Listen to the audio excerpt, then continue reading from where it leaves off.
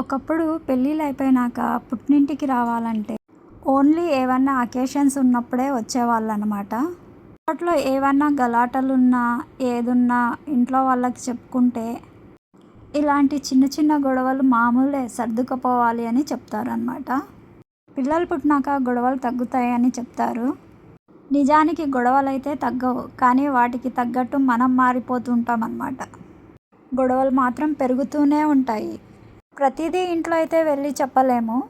మనకు ఎక్కువ బాధ అనిపించినవి మాత్రమే చెప్పుకుంటాము. దానికి మన అమ్మ వాళ్ళ సమాధానం, ప్రతి ఇంట్లో ఈ గొడవలు అయితే సహజం. ఏ ఇంట్లో గొడవలు లేవు చెప్పు? అందరిని ఇలాగే పుట్టినింటికి వచ్చేస్తారా? వాళ్ళే మారుతారు, అంతవరకు ఓపిక పట్టు. అయినా అత్త మామలు అన్నాక పెద్దవాళ్ళు ఒక మాట అంటే నీకేమన్నా దెబ్బ తగులుతుందా అని మనకైతే నచ్చ చెప్పేవాళ్ళు. నెక్స్ట్ జనరేషన్ పేరెంట్స్ వచ్చేసి మాలాగా మా పిల్లలు అత్తగారింట్లో కష్టపడకూడదనేసి ఏదైనా కొద్దిగా కష్టం వచ్చిన పిల్లలకు, ఏదైనా వాళ్ళ ఇంట్లో సమస్య ఉన్నా వెంటనే పుట్టినింటికి వచ్చేసాయమ్మా అని అమ్మాయిని ఇంట్లో పెట్టుకొని అబ్బాయి తరపున వాళ్ళ మీద కేసులన్నీ వేసేవాళ్ళు అనమాట. కానీ ఇప్పుడు జనరేషన్ అమ్మాయిలు మాత్రం చాలా అంటే చాలా ఘోరంగా తయారయ్యారు. నేను చెప్పేది ఏముందిలేండి, న్యూస్లో చూస్తుంటే మీకే అర్థమవుతుంది కదా.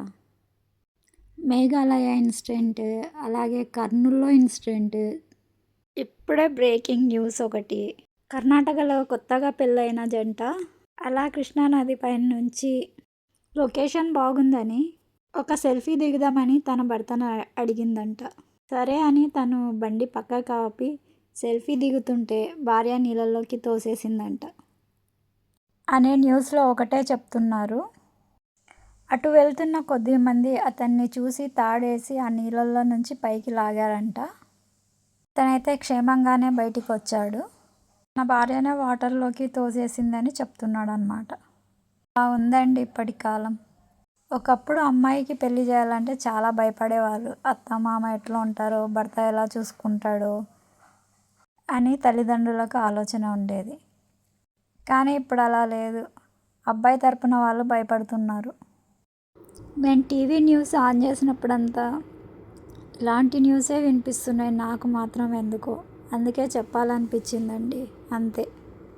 ఓకే అండి, ఇవాళ అయితే వంట చేసుకుందామని ఫ్రిడ్జ్ అంతా వెతికితే ఒక ఆలు, ఒక క్యారెట్, ఒక ముల్లంగి మాత్రమే దొరికినాయి.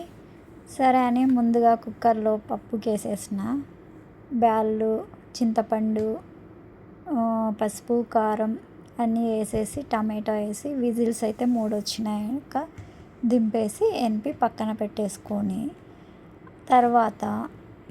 తర్వాత ఈ ఆలు, క్యారెట్, ముల్లంగి అంత పొట్టు తీసుకొని సన్నగా కట్ చేసుకొని ఒక బాండీలో ఆయిల్ వేసి హీట్ అయిన తర్వాత జీలకర్ర, ఆవాలు, ఎండుమిర్చి వేసి బాగా ఫ్రై అయ్యేంత వరకు కలపాలండి. కలిపిన తర్వాత కొద్దిగా ఈ ముక్కలకి ఇప్పుడే కొంచెం సాల్ట్ వేస్తే బాగుంటుంది. ఎందుకంటే ఆలు, ఆనియన్స్ అనేవి తీయగా కాకుండా ఉంటుంది కాబట్టి ఆయిల్లో అయితే కొంచెం ఉప్పు వేసేద్దామండి. ఆ కూరగాయల ముక్కలకు సరిపోయేంత వేద్దాము. పప్పు విజిల్ వచ్చినాక దాన్ని తీసుకొని వెనిపేసుకోవాలన్నమాట మెత్తగా. ఇలా వెనుపుకున్నాక మనం ఏదైతే కొద్దిగా ఉప్పు వేసి మనం మెత్తగా వెనుపుకోవాలండి. బాగా ఉప్పు సరిపోయేంత వేసుకోండి, ఎందుకంటే కూరగాయల ముక్కల్లో కూడా ఆల్రెడీ వేసినాం కాబట్టి. సో ఇప్పుడు పప్పు బాగా మెత్తగా వెనిపేసి వాటికి థిక్నెస్ని బట్టి వాటర్ యాడ్ చేయండి. ఎందుకంటే మనం పప్పులోనే చింతపండు వేసి ఉంటాము. సో సపరేట్ చింతపండు నీళ్ళు వేయాల్సిన అవసరం అయితే లేదనమాట. సో అందుకోసమని మనకు సరిపోయేంత మన థిక్నెస్ని బట్టేసి వాటిలో వాటర్ వేసేసుకుందాం. ముందుగా మనం వేయించి పెట్టుకున్న ముక్కల్ని కూడా దాంట్లోకి వేసేసుకుందామండి. వేసేసుకున్నాక సాంబార్ పొడి అనేది వేయాలన్నమాట. చూడండి, ఇక్కడ ప్రాసెస్ కొంచెం లేట్ చేస్తున్నా, కానీ వాయిస్లో కొంచెం త్వరగా చెప్పేస్తున్నా అనమాట. అంతే, ఏం లేదు. ఇప్పుడు వాటర్ వేసుకుంటున్నా, అంతే అండి. సాంబార్ పొడి మనం ఇంట్లోదైనా తయారు చేసినది వేసుకోవచ్చు, లేదంటే బయట మార్కెట్లో దొరికే సాంబార్ పొడి వేసుకోవాలన్నమాట. మనం వేయించిన ముక్కలు వేసినాకనే సాంబార్ పొడి కూడా వేయాలన్నమాట. ఎందుక ఎందుకంటే అది బాగా కలుస్తుంది కాబట్టి, ముక్కలకు కూడా కొంచెం పడుతుంది కాబట్టి అన్నీ ఒకటేసారి వేసేసుకోవాలి. నేనైతే ఇక్కడ బయట తెచ్చిన సాంబార్ పొడినే వాడతా అన్నమాట. నేనైతే ఎక్కువ శాతం ఎంటీఆర్ సాంబార్ పొడినే వాడతానన్నమాట. అన్నీ అవే ఎక్కువ మసాలాలు, సాంబార్ పొడులు అన్నీ ఎంటీఆర్వే తెచ్చుకుంటా. ఎందుకంటే టేస్ట్ బాగుంటుంది, చాలా బాగా అనిపిస్తుంది. పిల్లలు కూడా ఇష్టపడి తింటారు. పిల్లలు అంటే మా పిల్లలు పెద్ద పిల్లలే అండి, బాగా ఇష్టపడి తింటారు. ఆ స్మెల్ కూడా చాలా బాగా వస్తుంది సాంబార్ చేసేటప్పుడు. సో అన్నీ కరెక్ట్గా చూసుకోండి. నేనైతే 4 స్పూన్లు వేస్తాను, అది 4 టేబుల్ స్పూన్లు సాంబార్ పొడి వేస్తాను అన్నమాట. అలా అన్నీ నీట్గా వేసిన తర్వాత పైన కొద్దిగా కొత్తిమీర వేసుకోవచ్చు, లేదంటే అలాగే మనం ఒకవేళ ఉంటే వేసుకోండి. నా దగ్గర అయితే ఇక్కడ కొత్తిమీర లేదు కాబట్టి నేను వేయలేదు. కరివేపాకు ఒక్కటి ఉంది, సో కరివేపాకు ఒక్కటి వేసిన అన్నమాట. నేను ఈ పొళ్ళన్నీ ఇట్లా కలిసిపోతాయి అనేసి కొంచెం పేపర్ కట్ చేసి ఆ సాంబార్ పొడి అని రాసినది అట్లా పెడతా. ఎందుకంటే బాటిల్స్ అన్నీ అట్లాగే ఉన్నాయన్నమాట డీమార్ట్లో కొనేటివి. సో మనకి ఏ మసాలా ఏది అనేది అర్థం కాదు కాబట్టి ఆ సాంబార్ పొడి అని రాసినది మాత్రం బాటిల్లో అలాగనే పెట్టేస్తాను అన్నమాట. ఈ టిప్ నచ్చితే మీరు కూడా వాడుకోండి. సో ఇంకైతే అన్నీ కలిపేస్తున్నా కదా, మూత పెట్టేసి ఒక 2 విజిల్ వచ్చేంత వరకు పెట్టేసుకుంటే చాలండి. వేడి వేడిగా సాంబార్ అయితే సూపర్గా ఉంటుంది. టైం ప్రాసెస్ ఎక్కువ పట్టదు, మనం పప్పు అవన్నీ ముందే ఉడకబెట్టేస్తాం కాబట్టి సో త్వరగా అయిపోతుంది. ఇది విజిల్ వచ్చేలోపు ఎల్లిపాయ కారం తయారు చేసుకుంటున్నాను అన్నమాట. కొన్ని ఎల్లిపాయలు తీసుకొని ఒక 4 స్పూన్లు కారం వేసి కొద్దిగా ఉప్పేసి మిక్సీకి వేసి పెట్టేసుకున్నాను అన్నమాట.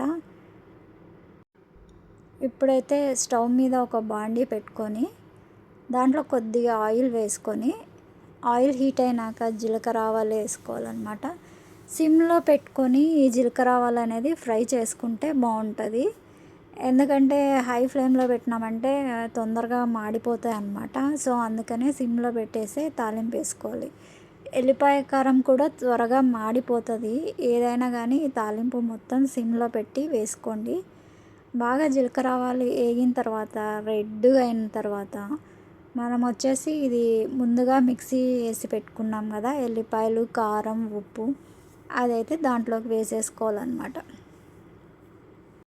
ఈ ఎల్లిపాయ కారం వచ్చేసి అన్నం పప్పులోకి బాగుంటుంది, వడలోకి బాగుంటుంది, దోశలో కూడా దోశ వేసేటప్పుడు పైన చల్లేసి వేసుకున్నామంటే సూపర్గా ఉంటుంది. స్పైసీగా బాగా చాలా బాగా ఉంటుంది అన్నమాట.